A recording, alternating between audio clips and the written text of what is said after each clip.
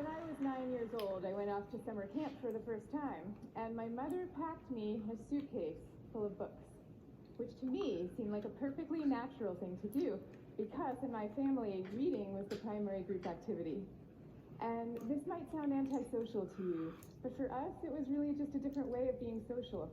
You had the animal warmth of your family sitting right next to you, but you were also free to go roaming around the adventure land inside your own mind. And I had this idea that camp was going to be just like this, but better. I had a vision of 10 girls sitting in a cabin, cozily reading books in their matching nightgowns. Camp was more like a keg party without any alcohol. And on the very first day, our counselor gathered us all together, and she taught us a cheer that she said we would be doing every day for the rest of the summer to instill camp spirit. And it went like this.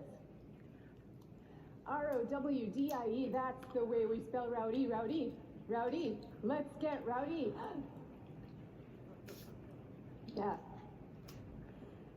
So I couldn't figure out for the life of me why we were supposed to be so rowdy, or why we had to spell this word incorrectly.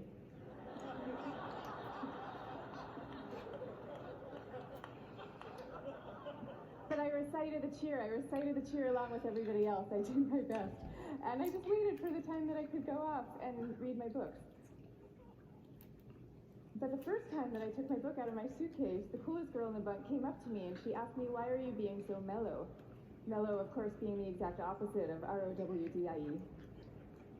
And then the second time I tried it, the counselor came up to me with a concerned expression on her face, and she repeated the point about camp spirit and said we should all really work very hard to be outgoing.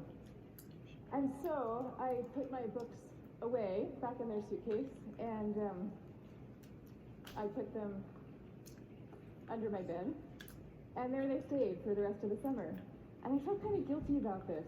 I felt as if the books needed me somehow, and they were calling out to me, and I was forsaking them. But I did forsake them, and I didn't open that suitcase again until I was back home with my family at the end of the summer. Now, I tell you this story about summer camp. I could have told you 50 others just like it. All the times that I got the message that somehow my quiet and introverted style of being was not necessarily the right way to go, and that I should be trying to pass as more of an extrovert.